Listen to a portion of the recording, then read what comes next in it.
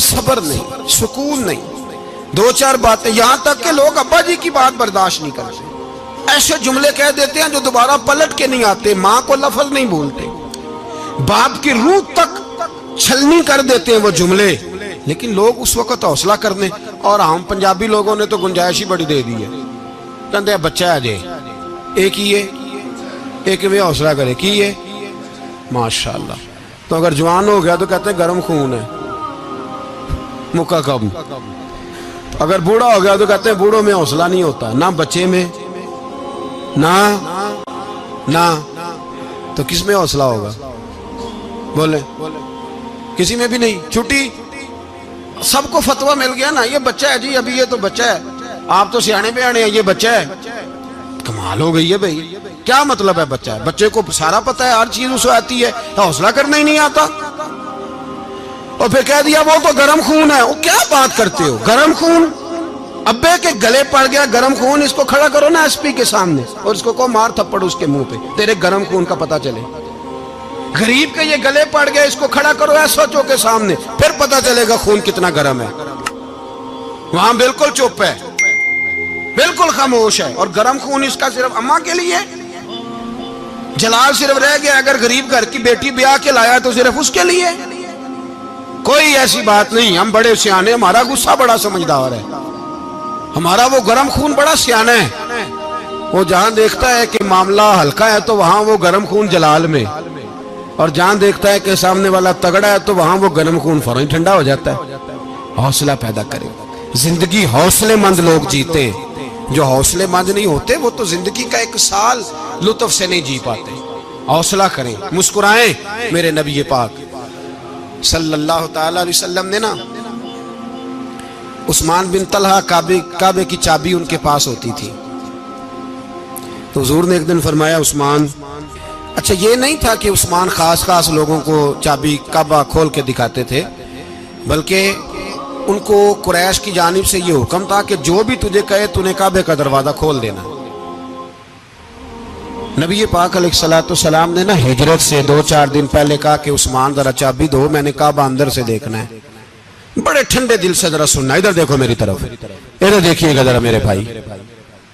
میں نے ایک بندے سے کہا یار پانی کی بوتل دینا دکاندار سے، ایک ہے اس نے کہہ دیا نہیں میرے پاس، اس بات کا کوئی غصہ؟ بولیے، اور اگر وہ کہے سارے زمانے کو ملے گی آپ کو نہیں دینی، پھر بولیں میرا خیال ہے چپ کر کے ہنس کے آ جائیں گے، سوال ہی نہیں پیدا ہوتا۔ ہم کہیں گے مجھے نہیں نہ دینی، تو نے تو دکان اٹھا یہاں سے بند کاری سے، کیا مطلب ہے سب کو دینی ہے تجھے نہیں دینی؟ کیا معنی ہے اس کا؟ لے کے جاؤں گا، جھگڑا ہوگا، بحث کریں گے۔ عثمان بن طلحہ سے حضور نے فرمایا دروازہ کھولو، کعبہ دیکھنا ہے۔ عثمان کہنے لگا میں ساری دنیا کو دکھاؤں گا، آپ کو نہیں دکھاؤں گا۔ کتنی سخت بات ہے، پر قربان جائیں رسول اللہ کے حوصلے پہ صلی اللہ علیہ۔ عثمان کہتے ہیں میں نے یہ بات کی تو نبی پاک مسکرانے لگے، اور میں اچھا نہیں دینی، تو حضور نے نا مسکرا کے اور میری کمر پہ تھپکی دی، فرمایا اچھا یاد رکھنا یہ چابی میں تجھ سے لے لوں گا، اور جس کو میرا دل کرے گا میں اس کو دوں گا۔ عثمان کہتے ہیں روز رات کو نبی پاک کے یہ جملے میرے کانوں میں گونجتے تھے کہ حضور نے فرمایا۔ کہتے ہیں جس دن پتا چلا نا نبی پاک 10,000 کا لشکر لے کے آ رہے ہیں، تو ابو سفیان میٹنگیں کر رہے تھے، مکے کے سارے سردار تیاری کر رہے تھے، اور میرے کانوں میں ایک ہی لفظ تھا کہ حضور نے فرمایا میں چابی لے لوں گا، پھر جس کو میں چاہوں گا اسے دوں گا۔ عثمان کہتے ہیں حد ہو گئی، وقت گزر گیا، حضور آ گئے، طواف فرمایا، اور طواف کے بعد میرے نبی پاک علیہ السلام نے فرمایا بلاؤ نا ذرا عثمان کو۔ عثمان کہتے ہیں میں چابی لے کے آیا تو دوسرا جملہ کوئی نہیں۔ ساڑھے نا کوئی بندہ مشورہ دے وے دی نہ منیے تے جے کام مونجو ہو جائے نا، جن جو نے مشورہ دیتا سی تے وہ نال ہی غوث پاک بن جاندا ہے، تینوں آکھیا سی نا، فوراً ہی داتا علی اجمیری ہو جاندا ہے۔ وہ کہندے تینوں پتہ نہیں میں کڈا ولی اللہ، تینوں میں آکھیا سی میں انج نہ کر، اور بندہ پریشان ہوتا ہے کام الٹ ہو گیا، اور لاگوں آکھی جاندا ویکھو جی میں تے تانوں پہلوں ہی آکھیا سی جی عجیب بات ہے، شیخ چلی کی طرح پیچھے پڑ جائے گا. میں نے تو پہلے ہی کہا تھا او بس کر یار، اب تو خواجہ معین الدین اجمیری ہو گیا، بس کرو. مشورہ ہی ہوتا ہے، کسی کا مل جاتا ہے اور کسی کا نہیں لیا جاتا. فوری طور پہ بندہ اٹھ کے نا تو ولایت کی چوتھی سیڑھی پہ چڑھ جائے گا، کہے گا میں تو ابدال وقت ہوں، میں قطب دورہ ہوں، میں نے تجھے کہا نہیں تھا. اب بس کر یار. کئی دفعہ مشورے صحیح ہوتے ہیں، کئی دفعہ صحیح. بولیے. نبی پاک صلی اللہ علیہ وسلم کی احد کے دن خواہش یہ تھی کہ اندر رہ کے لڑنا ہے. جوان صحابہ نے کہا باہر جا کے لڑائی کرنی ہے. حضور نے باہر جا کے جنگ کی، بظاہر مسلمانوں کو شکست ہوئی. حضور نے ایک دفعہ نہیں کہا کہ میں نے تمہیں کہا نہیں تھا اندر رہنا ہے، بس ہو گیا جو ہو گیا. اب اس میں فٹافٹ اگلے کو حوصلہ دو، کوئی حرج نہیں یار.